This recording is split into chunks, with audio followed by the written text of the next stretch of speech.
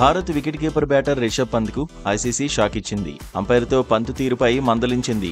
Level 1 కింద దోషిగా తేల్చేసింది. రిషబ్ ఖాతాలో ఒక డిమెరిట్ పాయింట్ ను కూడా వేసింది. అంపైర్ నిర్ణయాన్ని పట్టించుకోకపోయినా అభ్యంతరం చెప్పినా చర్యలు తీసుకుంటారు.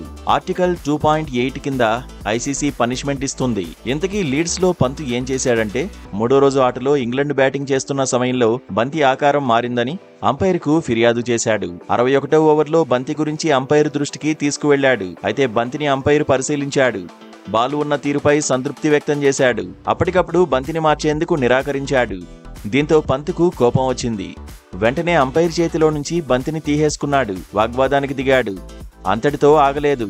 బంతిని నేల మీద కొట్టేశాడు. ఐసీసీ నిబంధనల ప్రకారం ఇలా ప్రవర్తించడం నేరం. అందుకే పంత్పై ఐసీసీ చర్యలు తీసుకుంది.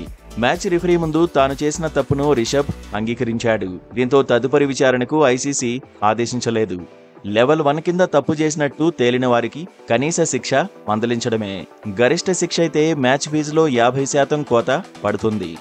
1 నుంచి 2 డిమెరిట్ పాయింట్లు ప్లేయర్ల ఖాతాలో వేస్తారు. మరోవైపు రిషబ్ పంత్ ఇప్పుడు సూపర్ ఫామ్ లో ఉన్నాడు. టెస్టుల్లో దూకుడు చూపిస్తున్నాడు. లాంగ్ ఫార్మాట్ లో నిలకడైన ఆటకు కేరాఫ్ గా కనిపిస్తున్నాడు. నిజానికి ఐపీఎల్లో ఈసారి పంత్ పెద్దగా ఆకట్టుకోలేదు. బ్యాట్ తో పంజా విసరలేకపోయాడు. లక్నో సూపర్ జైంట్స్ కెప్టెన్ గాను ఉసూరుమనిపించాడు. కెప్టెన్ గా, బ్యాటర్ గా విమర్శలు ఫేస్ చేశాడు. ఆఖరి లీగ్ మ్యాచ్ లో మాత్రం హిట్ అయ్యాడు. 3 అంకెల స్కోర్ను అందుకున్నాడు. అదే ఫామ్ ను ఇప్పుడు టెస్టుల్లోనూ కొనసాగిస్తున్నాడు.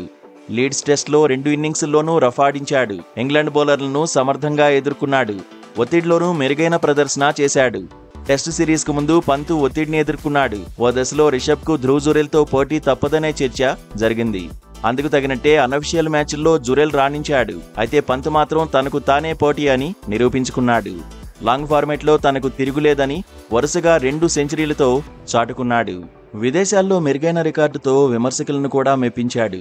వైస్ కెప్టెన్ గా పంత్ తన రోల్ కు పర్ఫెక్ట్ గా న్యాయం చేశాడు.